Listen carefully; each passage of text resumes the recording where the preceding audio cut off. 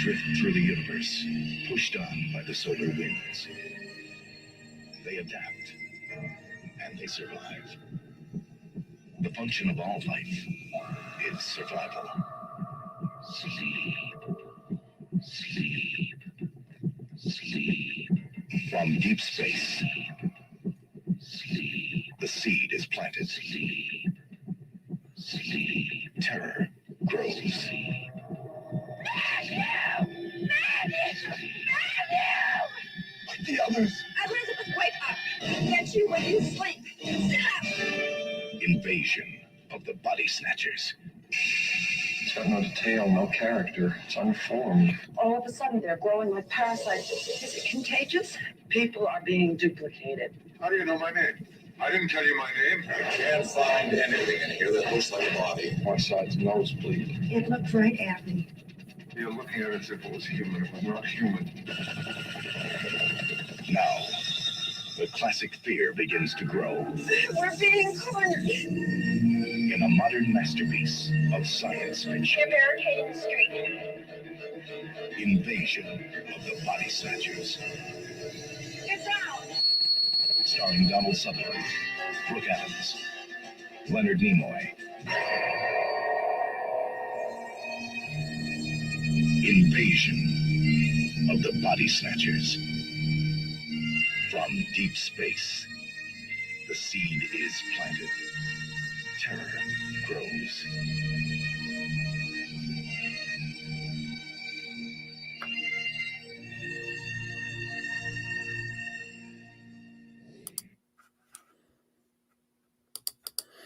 Well, good morning, everybody. Welcome to day 8 of 31 Days of Monsters. Sort of a back-to-back double feature, isn't it? Yesterday we did the 1956 version of Invasion of the Body Snatchers, and today we're going to do one of the rare remakes that's as good, if not better, than the original. 1978's version, written and directed by Phillip Kaufman. Kaufman was a really talented screenwriter and director. Directed some of my favorite films. This one, he wrote Outlaw Josie Wales. He also wrote, based on the Tom Wolfe novel, the screenplay for and directed The Right Stuff, about the formation of the Mercury 7 astronauts and our quest for space. Another great movie. He's got a lot of style in his direction, and his writing is top notch. You know, really gets into really cool characters. This movie, you know, it's hard to compare when you have like a classic like the original 1956 version. When they do a remake, you know, most remakes, they try to change things thinking that, you know, well, we can do this better instead of, you know, sticking to the core parts of the story. This movie does that. But it enhances and it explains things better than the original. So it really ups the creep factor in this film. It takes place in more modern day, 1978, when this was made. It taps into new age psychology. But what it does, when I say it increases the creep factor, is that it shows the aliens and how they got to Earth as these spores, and then they drift across the cosmic waves and land on planets. And this is what they do. They go from planet to planet that way. The sounds. This was not a big budget film, by the way. You know, this was a very low budget film, and the sequences on the planet in the very beginning were real do-it-yourself type stuff. You know, stuff with plywood and holes being drilled and lights being projected behind it. The spores themselves was like some adhesive that they bought at a hardware store, and they dropped it in water and then filmed it backwards as it kind of like fell apart, you know, or came together. Little things like that, you know. So it wasn't a big budget, but they told a great story and filled in a lot of holes. One of the things that creeps that amps up the creep factor for me is the sounds. Now, Bill Burt, the guy who did all the sound effects for the Star Wars films, did the sound effects here. You heard that heartbeat in the trailer. That was actually his pregnant wife's heartbeat that he used and he adjusted. The sounds in when we first enter the movie are sounds of nature. We hear, laughing children, we hear people talking, we hear birds singing. And as the movie goes along, there's less and less of that organic sound, and what you start to hear are sirens. Sirens and trucks, because these garbage trucks are going around and they're removing what used to be the human bodies, basically these ash effigies. And I think that's a really cool. I love storytelling like that they add texture in the background to things. When Donald Sutherland is cutting out the newspaper in the very beginning, I think he's cutting out a coupon or something like that. But what we're able to see is that these spider webs are showing up all over San Francisco, and we had seen those spores, kind of making like spider webs. So it's an indication that they're here, that they've been noticed, but nobody knows what they are. They also tell you what happens to the bodies in this one. They basically just kind of turn to dust. They fall in upon themselves. Like once they sucked everything out of you, and when you fall asleep, that's the final thing. Is your downloaded memories, if you will. You're just what you used to be is now just a husk, and that was real. I thought that was really cool. They also fixed a major plot hole in the original when Miles goes to check out the sounds that he hears, and he finds out it's a radio. He comes back, and Becky, who he left in the cave, says that she had fallen asleep in that very brief time that she was there. And then when he kisses her, he realizes that she's now a pod person. Well, we'd already seen that the pods give birth to these effigies, if you will, but they never told you what happened to the original bodies, and they're basically born naked.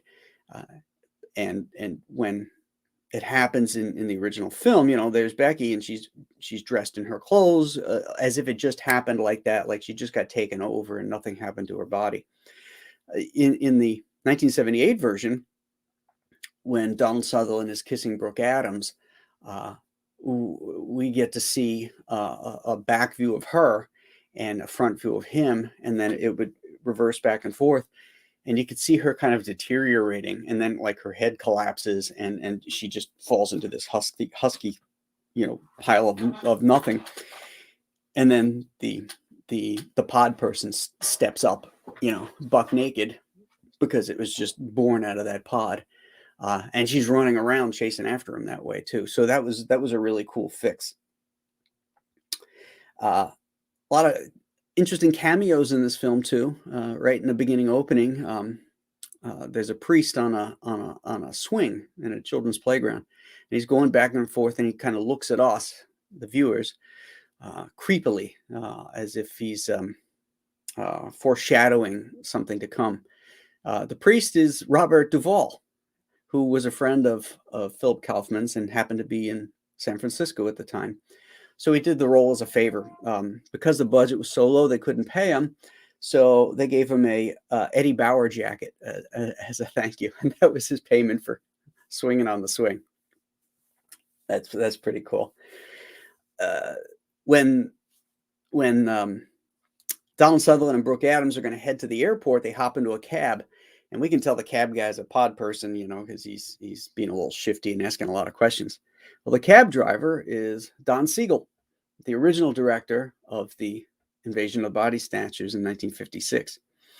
And evidently, their apprehension, the look of apprehension on the two actors in the back seat was real, because I guess Don Siegel had lost a good part of his eyesight by that point. And he wasn't wearing his glasses in the scene, and was driving that cab at night.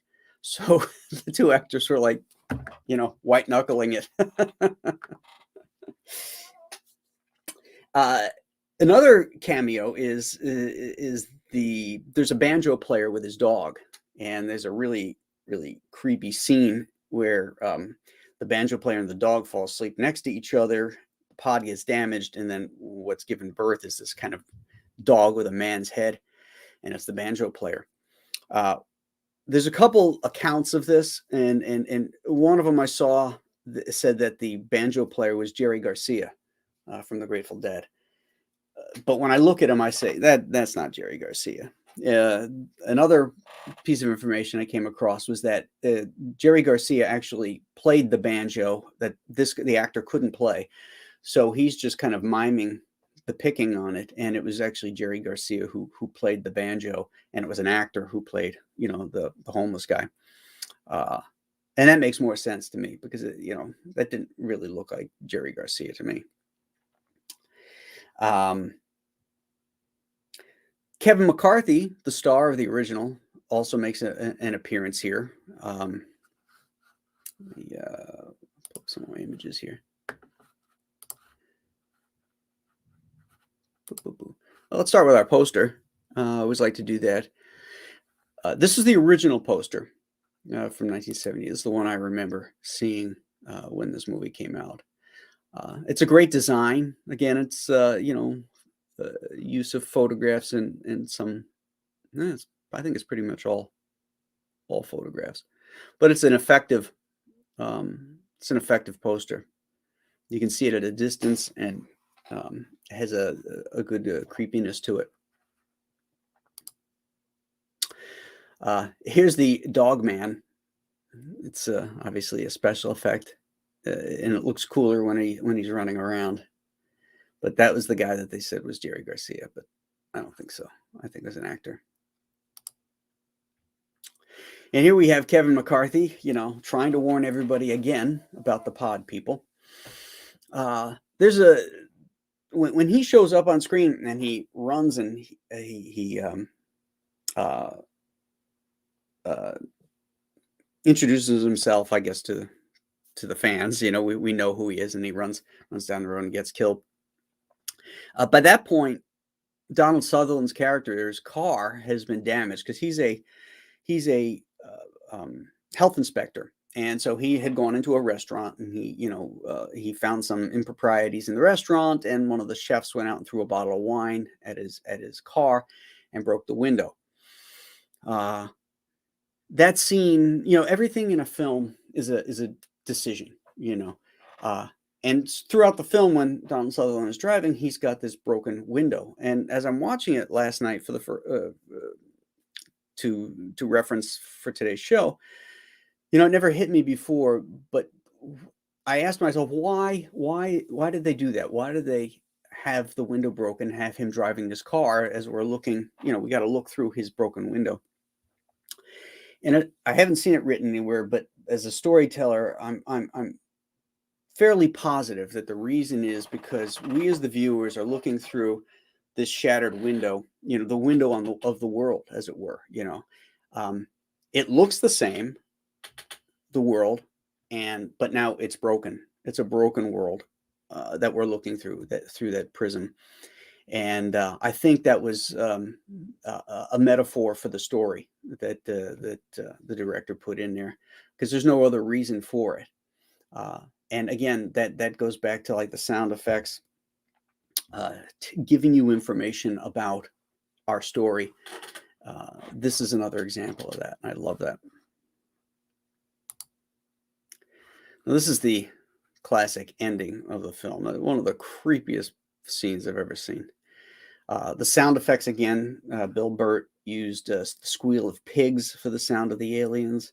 Well, that was another creep factor thing, is that these aliens made, when they were trying to communicate with each other, they made these horrifying noises, and those were based on pig squeals, and they're really, really terrifying.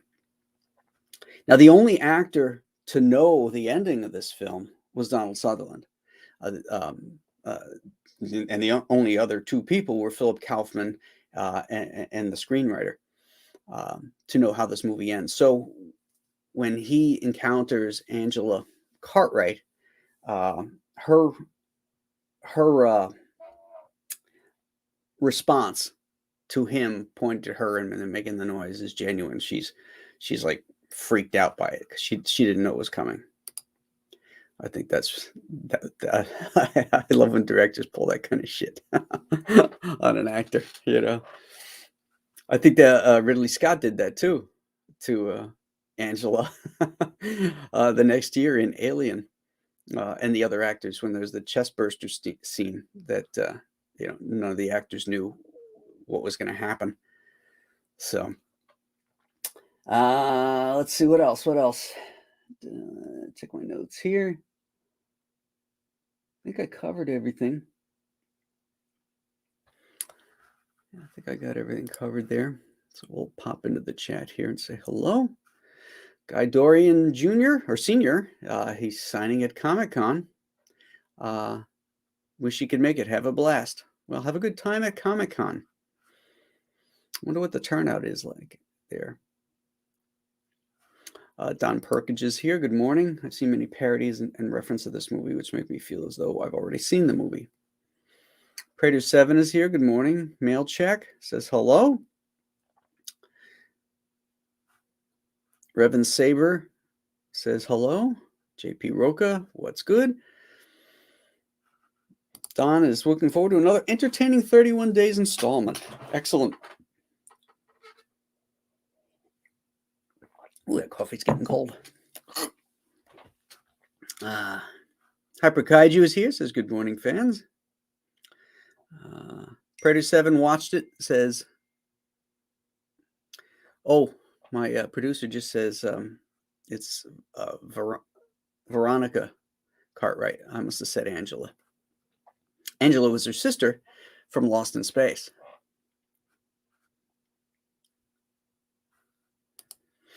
Rob Fellows, hi there, Graham and chat. If it really is you and not pod people. Well, I did fall asleep last night, so I'm not making any promises. Pop Culture Avenger is here. Statistical Zero is here. Good morning. Good morning.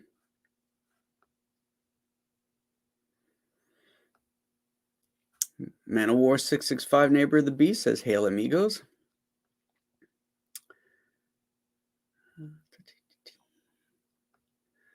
Hello, good morning to each other. Smash the like button as if it's a pod, says Pop Culture Avenger. Yeah, hit those like buttons. Let's help this channel grow. TP Roca thinks the dog scene was funny. I thought it was, I guess it's funny, maybe because of the effects on it, but I thought it was terrifying the first time I saw it.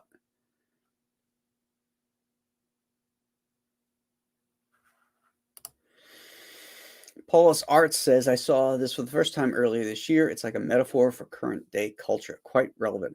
That's the interesting thing about this storyline is that in the 1956 version, everybody was speculating that it was the story was about McCarthyism and communism, and the producers, the director, said that wasn't the case. When this one came out, they were saying it was about the Nixon era and the distrust in government and all that kind of stuff. But according to the author, Tenney, I forget his first name, when he wrote the book and wrote the story, he said there was never any intent for any of that kind of stuff in it. So if the author says that, I got to believe it. Prater 7 says, I thought the beginning of this was very effective, too, with showing the spores or whatever moving through space towards Earth. Yeah, it was while the credits were rolling. It was a neat bit of information.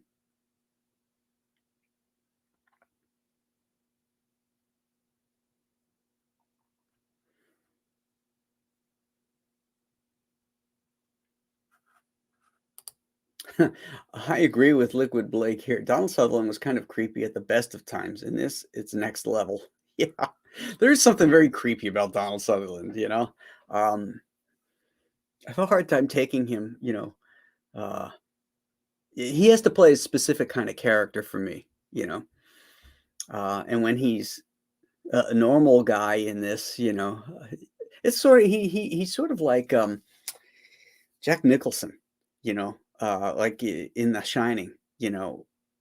You have no doubt in your mind that this guy could wig out at that hotel. When we first meet him in the job interview, because he's Jack Nicholson, he's just got that kind of crazy, ness to him. And the same thing with Donald Sutherland. He's kind of got this kind of way out hippie kind of attitude to him, a little off kilter.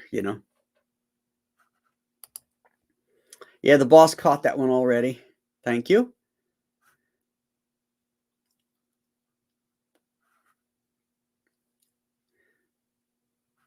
Dr. Mask's Retro Elixir just jumping in to say hi. Have to watch the replay later. I found this movie disturbing when I was a kid.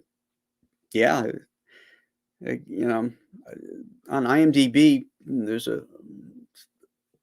somebody had posted that the critics think it could be the best remake ever done.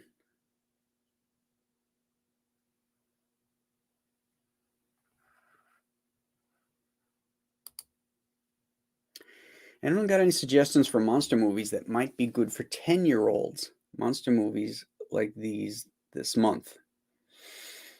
10-year-olds?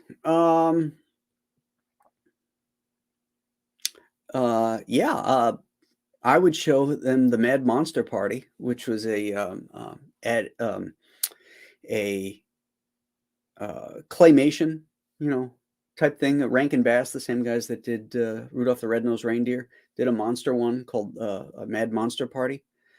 I would show them that. I would show a 10-year-old Abbott and Costello Meet Frankenstein because there's humor and goofiness in that. I would start with those two and see how he takes to them.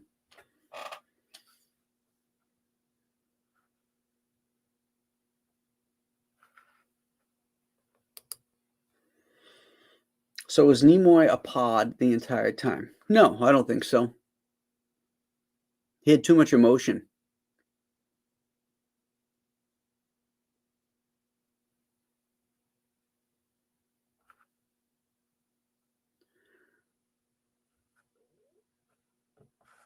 Rick Saylor is here. Good morning. He says, good morning, chat. Pop Culture Avenger says Monster Squad. That's another good one. It's pretty much about 10-year-old kids. So that would be a good one. Although there's some language in there. So, you just got to be aware of that.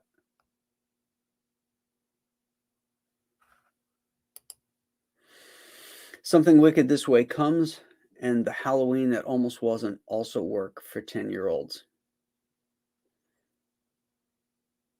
Yeah, Something Wicked This Way Comes is a great film. Hard to find. You can't stream it anywhere. It's a Disney film, and for some reason you can't even watch it on the Disney Channel. They've got it under wraps. I don't know why, but I love that movie.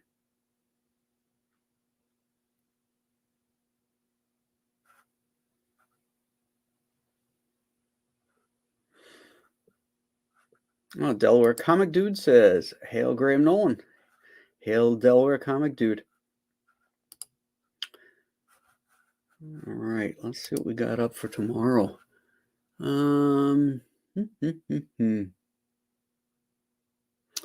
Okay, tomorrow we're going to go back to a giant monster, if you will. We're going to do Tarantula, 1958, I believe, starring. Oh my God, I'm drawing a blank. John Agar. So it's a late Universal entry. A giant spider terrorizes a desert community. It's a fun one. So we're going to talk about that one tomorrow. Again, it'll be 9 o'clock. So tune in for day 10. And we'll catch you then. Have a great day. Bye-bye.